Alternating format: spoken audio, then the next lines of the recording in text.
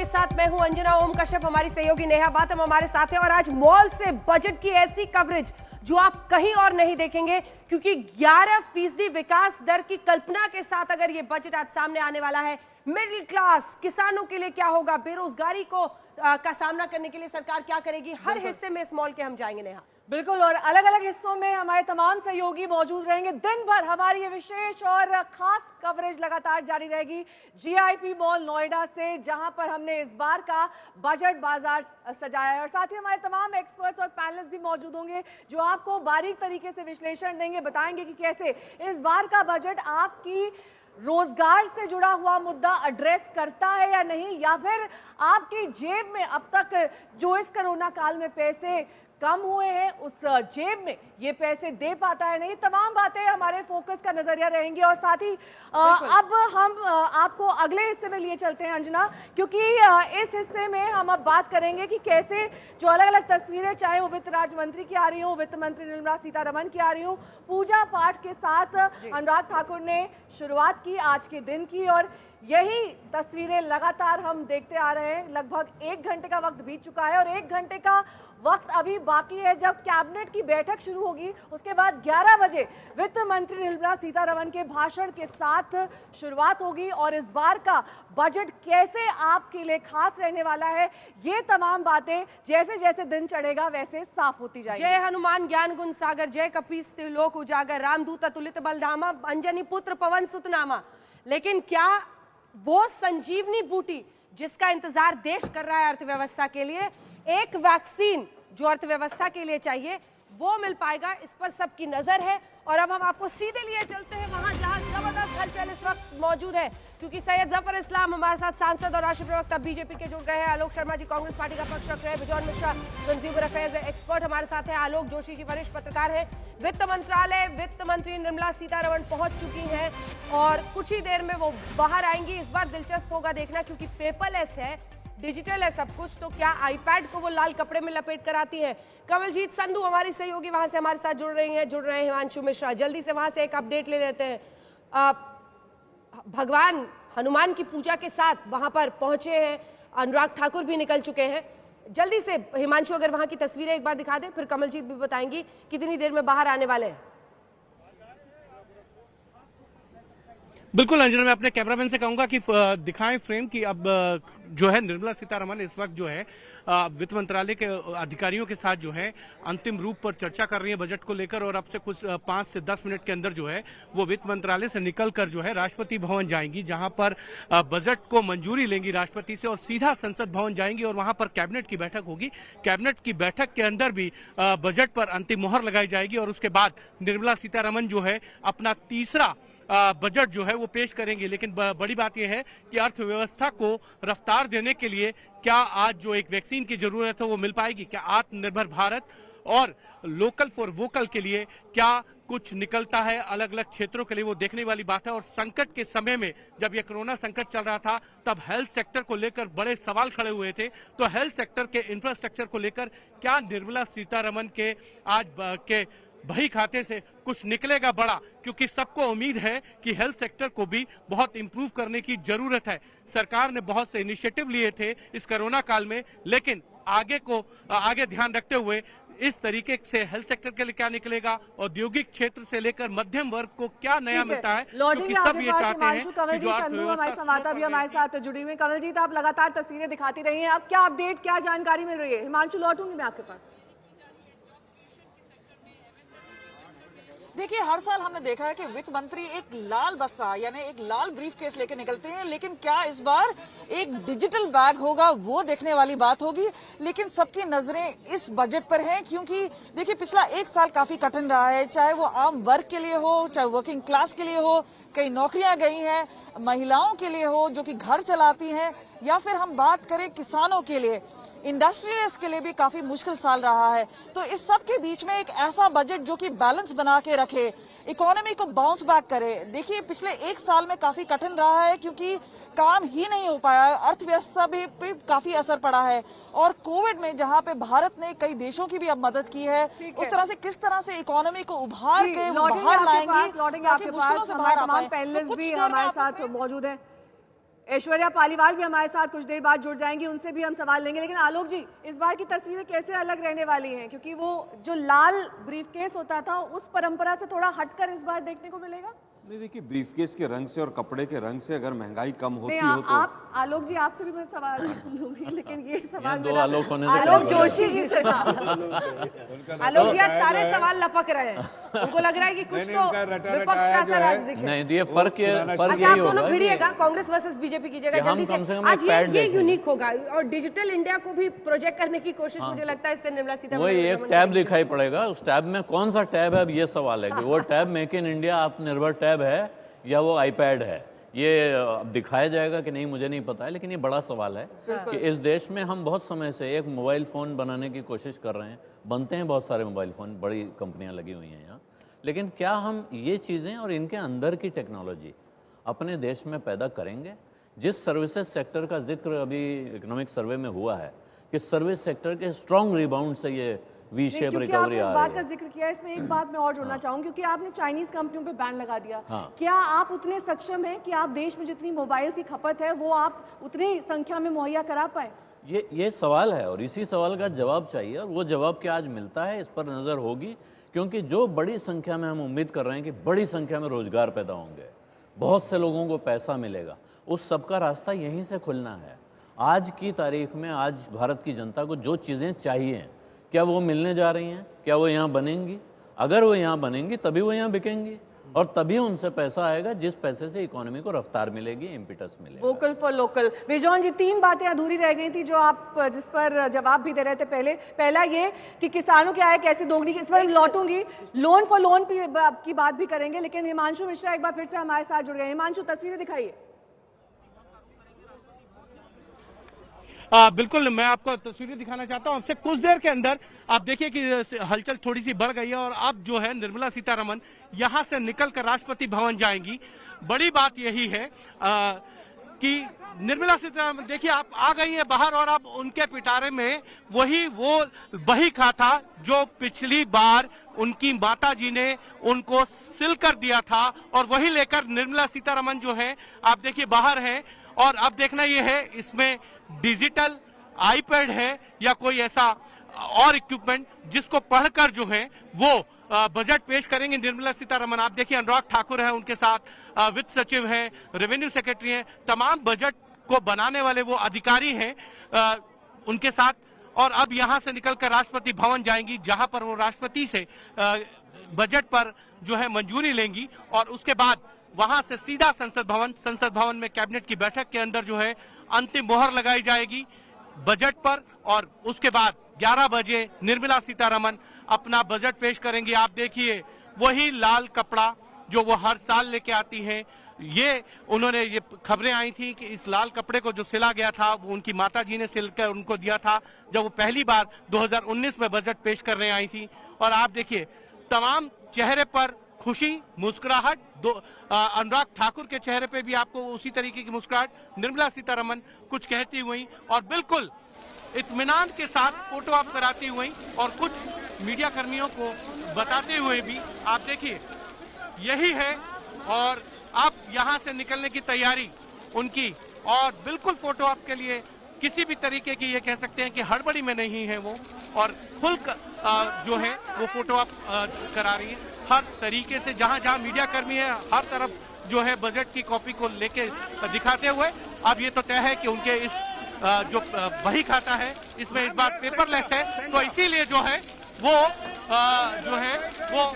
बिल्कुल जो है आईपैड ही है उसमें। और अब वो कार में अपनी बैठते हुए यहाँ से सीधा राष्ट्रपति भवन के लिए वो निकल रही है। थोड़ा इंतजार कीजिए, अभी अनाउंस मत कीजिए। एक सेकेंड हिमांशु, ये तस्वीरें जरूर दिखाइए, लेकिन आईपैड है या कोई देसी टैब है उसमें, इसके लिए थोड़ा सा इंतजार कीजिए क्योंकि यहाँ पर ये बहस छिड़ गई है। आईपैड एप्पल का है, अमेरिकन कंपनी है, और अगर आपको वोकल फॉर लोकल आत्मनिर्भर भारत बनाना है तो टेलीकॉम मंत्रालय का ये दावा है कि हमने 3 स्कीम पिछले जून में लॉन्च किया है जिससे मोबाइल मैन्युफैक्चरिंग को इंडिया में जबरदस्त बूस्ट मिला है।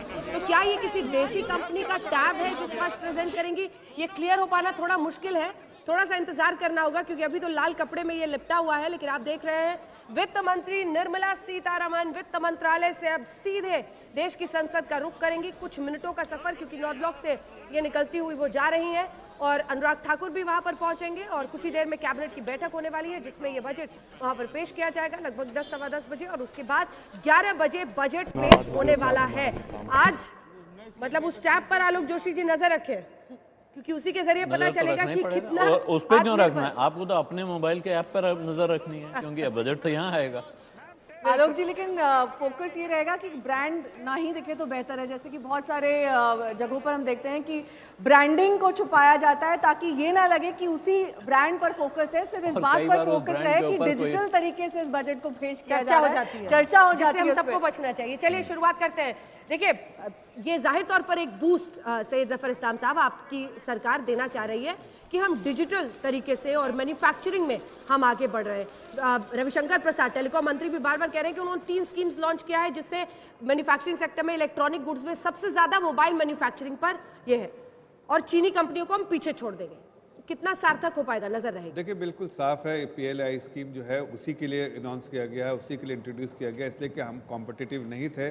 8-10% वहाँ हमारे लिए, जो हमारे यहाँ पर प्रोडक्शन का कॉस्ट ज़्यादा हो जाता था, लेकिन अब इस स्कीम के बेसिस पे हम बहुत कॉम्पिटिटिव होंगे, यहाँ पर मैन्युफैक्चरिंग बढ़ेगी। इसके सब मतलब जो करना चाहिए तो सरकार ने किया और आगे आने वाले दिनों में आपको इसके जो अच्छे जो रिजल्ट भी दिखेंगे। लेकिन मैं ये कहना चाहता हूँ कि देखिए, आज के दिन में जो आप चर्चा कर रहे हो, मेरा आखिरी सेशन है, इसके बाद में जाना है, तो मैं इतना ज़रूर कहना चाहता हूँ कि जो हमने हमारी सरकार की प्राथमिकता रही है वो आम आदमी रही है, गरीब रही है, उसके लिए हम जरूर कुछ करेंगे। दिखेगा इस बजट में, मिडिल क्लास हमें जरूर दिखेगा। टैक्स स्लैब्स में राहत, क्योंकि आपने आम आदमी का जिक्र किया। मैं स्पेसिफिक्स में नहीं जाऊंगा, लेकिन मैं इतना कहूँगा कि हमारी प्राथमिकता रही है, वो प्राथमिकता की झलक इस बजट में भी जरूर दिखेगी। साथ साथ मैं ये कहना चाहता हूँ कि हमने इंडस्ट्रियल ग्रोथ को, प्रोडक्शन को बढ़ाने की बहुत सारे जो है रिफॉर्म्स किए हैं, उसमें भी और आगे जो है कैपेक्स में भी अच्छा आपको नंबर दिखेगा। फोटो ऑप के लिए आजकल हर कोई मास्क उतार ही देता है। जरा चित्रों पर चर्चा कर ले, मैं आ रही हूँ आपके पास। आप, मुझे पता है कि अब आपको जाना है, लेकिन ये तस्वीरें देखिए इसलिए भी बहुत मायने रखती हैं क्योंकि ये कोविड की परिस्थितियों के बीच एक ऐसा बजट है जो जबरदस्त संकट के बाद आया है। और ऐसे में जब आप निर्मला सीतारमण को देखते हैं, इस पहले तस्वीर बदली, आलोक शर्मा जी गौर फरमाइएगा, वो जो ब्रीफकेस लेकर आते थे, कहा गया बड़े अंग्रेजों के जमाने का मामला चल रहा है, तो उसको देसी लुक दिया है और अब देसी लुक से ऐसा डिजिटल कर रहे हैं कि आप लोगों की आंखें चकाचौंध में रह जाएंगी। देखिए, बहुत अच्छी बात है कि हिंदुस्तान में डिजिटल जितने भी आंकड़े हैं तमाम बहुत जल्दी मुहैया हों, लेकिन सरकार से पूछें कि बेरोजगारी के आंकड़े क्या है तो पता नहीं, मजदूर कितने पलायन किए पता नहीं, किसानों की आत्महत्या कितनी हुई पता नहीं। वही खींच के लाएंगे आपको। नहीं, इनके पास नारा डिजिटल का होगा, आंकड़ा एक भी नहीं होगा।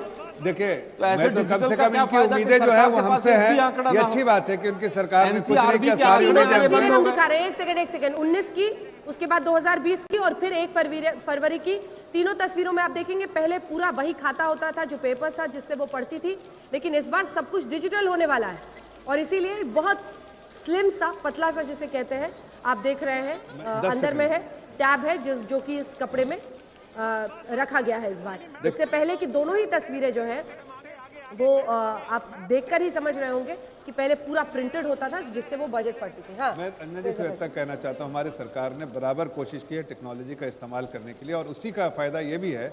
मैं आपको बताना चाहता हूँ कि कांग्रेस के समय, यूपीए के समय जो 1,60,000 करोड़ जो है ऐसे लोगों को दिया जा रहा था जिसकी बचत हमने की, जो आज तक दुनिया में पैदा भी नहीं हुए। हाँ, कांग्रेस के लोग उनको दिखाते थे कि दुनिया में आए हैं, लेकिन वैसे दुनिया में नहीं आए थे। बातों से अब प्रेजेंट में आ जाते हैं। वो पैसे बच गए हैं और वो गरीब कल्याण योजना के लिए हम इस्तेमाल कर रहे हैं। एक छोटा सा सवाल, क्योंकि कोविड के हम दौर में हैं और 2 वैक्सीन आ चुकी हैं, ऐसे में जब बिहार में चुनाव हुए तो फ्री वैक्सीन का ऐलान आपके घोषणा पत्र में खुद किया गया। ये फ्री वैक्सीन का पैसा कहाँ से आएगा? ये किससे आप यहाँ पर फ्री वैक्सीन बांटेंगे? क्या कोविड सेस लगाया जाएगा? इस पर भी एक बार सवाल उठे थे कि क्या ऐसा कोई भार अतिरिक्त अब डाला जाएगा आम आदमी पे ताकि जो है आपका ये जो फ्री वैक्सीन का वादा है ये पूरा किया जा सके? देखिए, फ्री वैक्सीन अगर आप पूरे कॉस्ट को उठाइए तो 0.3% ऑफ GDP आता है, उससे कम ही आएगा, उससे ज़्यादा नहीं आएगा। तो बहुत बड़ा कॉस्ट नहीं है, लेकिन फिर भी सरकार को हर नंबर्स को ध्यान में रखता है। मुझे नहीं लगता है, मुझे नहीं मालूम है कि कहाँ से सरकार इसको किस तरह से वेदर पूरा 100% फ्री दे रही है या फिर स्टेट को भी कुछ कंट्रीब्यूट करना है या कुछ भी करना है, वो सर इसमें पता चलेगा। लेकिन मैं इतना ज़रूर कहना चाहता हूँ कि हमारा फोकस जो है हेल्थ सेक्टर में रहेगा, हमारा फोकस एजुकेशन सेक्टर में रहेगा, हमारा फोकस जो है वो आम आदमी के लिए रहेगा, हमारा फोकस इंडस्ट्रियल प्रोडक्शन में रहेगा, हमारा किसान जो एग्रीकल्चर पिछले 6 साल का आपका भाषण उठा लें, इनका 6 साल का बजट के पहले का निकाल मैं तो आपको कहना चाहता हूँ, मैं यही वो शब्द है जो बताए जाते हैं, अब तो कंठस्थ हो गए जनता को। नहीं, लेकिन आप बताइए क्या गरीबों की चिंता हमने नहीं की? क्या हमने आत्मनिर्भर पैकेज में 1.9 लाख करोड़ का गरीब कल्याणकारी योजना हमने इस्तेमाल नहीं किया? क्या हमने मिडिल क्लास को एमएसएमई में कौन है एम्प्लॉयड, मिडिल क्लास के लोग हैं, क्या उनको राहत देने की कोशिश नहीं की? देखिए, क्या आयुष्मान भारत स्कीम को आप भूल जाएंगे? बॉक्स आपने क्या सोचा है, क्योंकि तौर तरीके और रस्म बदलने में आप बड़े माहिर हैं, ये हमें भी पता है। पहले ब्रीफकेस में लाते थे, फिर आपने ये लाल कपड़े वाला, ये बही खाता वाला सिस्टम स्टार्ट किया, अब डिजिटल कर रहे हैं। लेकिन इससे क्या कंटेंट बदलेगा? कंटेंट वही रहता है। सवाल ये है कि क्या आउट ऑफ द बॉक्स सरकार सोचती है, इस पर सबकी नजर रहेगी। और जो आपके वोटर्स हैं सैयद जफर इस्लाम साहब, उनमें से भी कई किसान हैं जो सवाल कृषि कानूनों पर खड़े कर रहे हैं, रिफॉर्म्स पर आप ही को उनको समझाना है। दूसरी तरफ बेरोजगारी वो चैलेंज है जिसका आप ही को जवाब देना है। कई ऐसे युवा हैं जिन्होंने वोट किया है, लेकिन आज वो रोजगार को लेकर सवाल आपसे पूछ रहे हैं। इससे पहले कि आप दोनों पर चर्चा जल्दी से ले, क्योंकि अब कुछ ही देर में सब कुछ सामने आने वाला है, आलोक जोशी जी आपके साथ शुरुआत करते हुए क्या बड़ा बूस्ट आपको दिखता है? क्योंकि ये वाकई अगर 91 के बाद हम देखें, जो मनीष तिवारी देख रहे हैं, उस बात में मेरिट है कि हमने 2020 के उस गड्ढे को, जो लॉकडाउन की वजह से देश ने जिसका मुकाबला किया, उसके बाद ये एक बजट है। बड़ी चुनौती है सरकार के लिए। तो बड़ी मुसीबत जब होती है अंजना जी, तो क्या होता है, आपके सामने एक बहुत बड़ा गड्ढा हो तो दो ही ऑप्शन है। हाँ। या तो आप उस गड्ढे में गिर जाइए या एक छलांग लगाइए और गड्ढे को पार कर जाइए। हाँ। हम उम्मीद करते हैं कि ये सरकार हिम्मत दिखाएगी और छलांग लगाने की कोशिश करेगी, क्योंकि वही एक रास्ता है जिससे इकोनॉमी को, देश को, आम आदमी को, सबको सबसे बड़ी प्रायोरिटी कौन से सेक्टर में होनी चाहिए छलांग लगाने के लिए? सबसे बड़ी प्रायोरिटी, सबसे बड़ी प्रायोरिटी होगी एजुकेशन पर, हेल्थ पर। यहाँ आपको जोर देना पड़ेगा क्योंकि लोगों को तैयार करना है। सबसे बड़ी समस्या क्या है पिछले कुछ सालों की? कि लोग एम्प्लॉयबल नहीं है, स्किल तमीज से तैयार नहीं हो रही है, जो पढ़ाई हो रही है उसमें क्वालिटी नहीं है। ठीक है, जल्दी से बिजौन जी, आपका अगर छलांग लगाना है, उस गड्ढे को पार करना है, क्या सबसे बड़ी प्रायोरिटी होनी चाहिए? हेल्थ सेक्टर पे मैक्सिमम फोकस और इन्वेस्टमेंट्स आने चाहिए, एजुकेशन और ऑफ कोर्स एग्रीकल्चर, फार्मिंग, ताकि कम पैसे में लोगों को अच्छा खाद्य पदार्थ मिले, कम से कम पैसे में, और फार्मर्स को सही कीमत मिले उनके प्रोडक्शन का। तो ये सारे चीज़ों का हम लोग उम्मीद करके बैठे हुए हैं कि हमारे वित्त मंत्री उस ढंग का ऐलान करेंगे जिससे ये छलांग लगा सकते। छोटे-छोटे जवाब ले रहे हैं, फिर नेहा बातचीत करेंगी। जल्दी से सैयद जफर इस्लाम साहब, एक सेकंड। सैयद जफर इस्लाम साहब, अगर एमएसपी के लिए प्राइवेट सेक्टर में भी एमएसपी चाहिए, किसान ये कह रहे हैं, क्या आपके पास वैसी राशि है, आपके पास पैसा है कि आप ये गारंटी दे सकें कि प्राइवेट सेक्टर में भी एमएसपी? जल्दी से। देखिए, ये चर्चा तो चल रही, मैं चूंकि ये चर्चा अभी सरकार और किसानों के बीच में चल रही, तो मैं कोई डेफिनेटिव ओपिनियन देना चाहता हूँ, लेकिन मैं इतना जरूर कहना चाहता हूँ, चूंकि एमएसपी का सिर्फ एक मिनट मेरी बात खत्म कर लो। मैं इतना कहना चाहता हूँ कि हर दुखी जो डिफिकल्ट टाइम्स आया है, उसके बाद एक अच्छा आगाज हुआ है, और इस बार भी लगता है आत्मनिर्भर पैकेज जो है अनाउंस किया, तो हम सेल्फ रिलायंट की तरफ बढ़ रहे हैं। अगर आप इतिहास में, हिंदुस्तान के इतिहास में देखिए, तो जैसे मैंने कहा, बैलेंस ऑफ पेमेंट की प्रॉब्लम आई तो हमने लिबरलाइजेशन किया, हमने सिक्योरिटी स्कैम किया तो हमने डिमेटलाइजेशन किया। आप लोग इनको चुप नहीं करते, इतना फ्रीडम देते हैं आप बीजेपी वालों को। 1991 में जब जिस तरह से अर्थव्यवस्था को खोला गया, 450 पॉइंट मार्केट में बढ़त देखी जा रही है, 450। मतलब आलोक जी, आपसे ज्यादा सैयद जफर इस्लाम कन्विंस कर रहे हैं क्या लोगों को? देखिए, मुझे अभी लगता बाजार है में भी पॉजिटिव सेंटिमेंट दिख रहा है। नहीं, पिछले 6 बजट में अगर देखेंगे तो शाम के आंकड़े हमेशा, चाहे वो नेशनल स्टॉक एक्सचेंज रहा हो, चाहे बॉम्बे का रहा हो, दोनों गिरे। 1991 में जब इकोनॉमिक रिफॉर्म्स आए, सबसे ज्यादा विरोध अगर किसी ने किया तो बीजेपी ने किया। मुझे बीजेपी का जो भाषण याद आ रहा है अरुण जेटली साहब का, कि जो लोग हवाई चप्पल में होंगे वो हवाई जहाज में चढ़ेंगे। उल्टा हो गया 7 साल में, जो लोग हवाई जहाज में चल रहे थे वो हवाई चप्पल में आ गए हैं। निवेदन है कि जूते पहन के हिंदुस्तान चल सके, ऐसा बजट लेकर आइएगा। अर्थव्यवस्था का चेहरा मुरझाया हुआ है, आप जितने मर्जी खिलखिलाएं और हंसें, ऐसा बजट लाइए कि जनता खुश हो। माफी के साथ आपको रोक रहे हैं, एक ब्रेक ले रुकेंगे, देखते रहिए आज तक।